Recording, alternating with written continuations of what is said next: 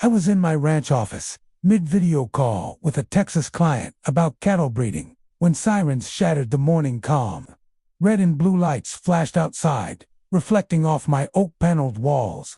My client, Mr. Johnson, chuckled nervously. "Marcus, you getting arrested?" I excused myself, peering out to see two police cruisers and Margaret Maggie Whitfield, the Sunset Hills HOA president, waving her arms like a conductor of chaos. Baggy, a retired principal with a tight bun and a penchant for control, screamed, "He's trespassing on HOA property. Arrest him." Her claim, my ranch office, on my own land, fell under her jurisdiction. Officer Rodriguez, looking exhausted, asked for clarification.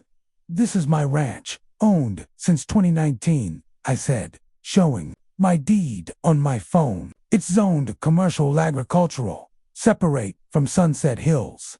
Maggie's face turned purple. "I'm the president. I have authority over all properties within 100 meters. I spread my survey map on the cruiser's hood, pointing to the clear boundary 50 meters from her HOA. No overlap, no jurisdiction. The crowd of neighbors filming on their phones murmured as Rodriguez confirmed my ownership with dispatch. "Ma'am, this is his property. Don't misuse 911 again," he warned Maggie, who stormed off, vowing, "This isn't over." Thompson.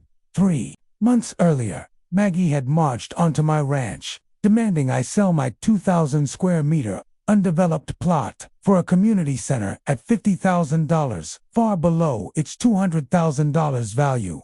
When I refused, she hissed, "You'll regret this." The harassment began. Fake fines for loud horses, $200, wrong barn color, $300, and livestock odor, $500. My ranch, predating Sunset Hills by 3 years, was exempt, but Maggie didn't care. Her war counsel Carol Jenkins, the reluctant HOA secretary, and 2 board members delivered absurd violation notices.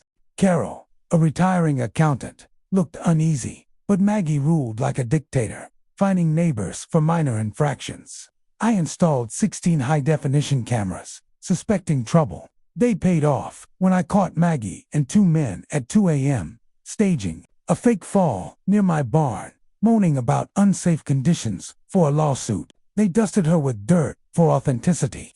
Unaware, my cameras recorded every second. Carol, guilt-ridden, knocked on my door a week later, eyes red from crying.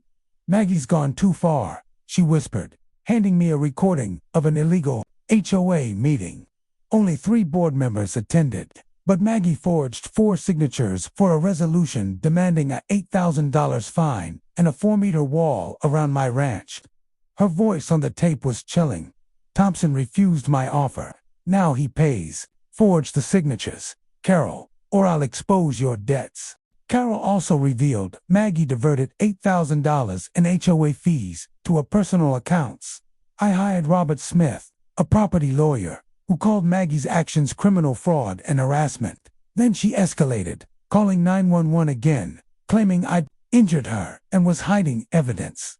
This time, I was ready.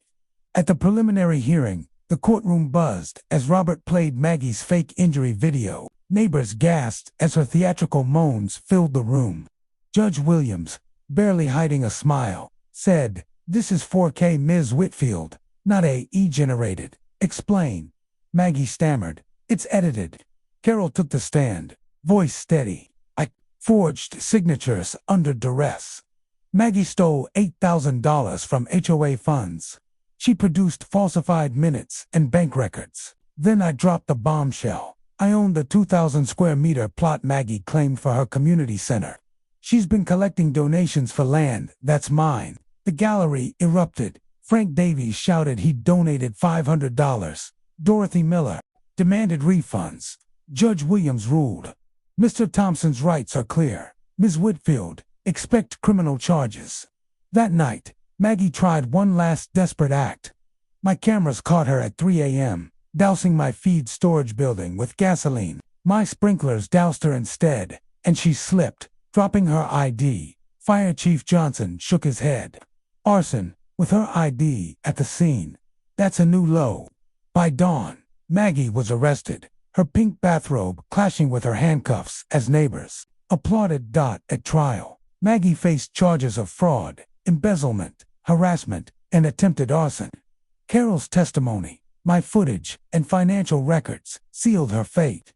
She got 18 months in jail, $30,000 restitution to me, $8,000 to the HOA, and a lifetime HOA ban to pay. She sold a house to me at $20,000 below market. I turned it into a guest house for my ranch's therapeutic writing program. With the restitution, I rebuilt my storage building and transformed the disputed land into Freedom Park, a community space with accessible playgrounds, sensory gardens, and picnic areas.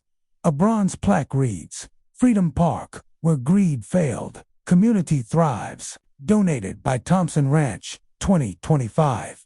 Carol, now my program manager, runs our writing clinics for kids with disabilities. Her redemption complete.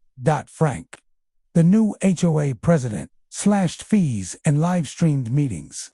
My ranch sign, proclaiming a free zone, except for Maggie, became a local legend.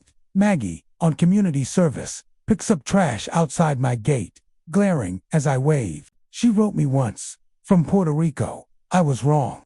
Freedom Park showed me what I lost. I kept the letter but left the sign up, a reminder that justice starts with standing firm.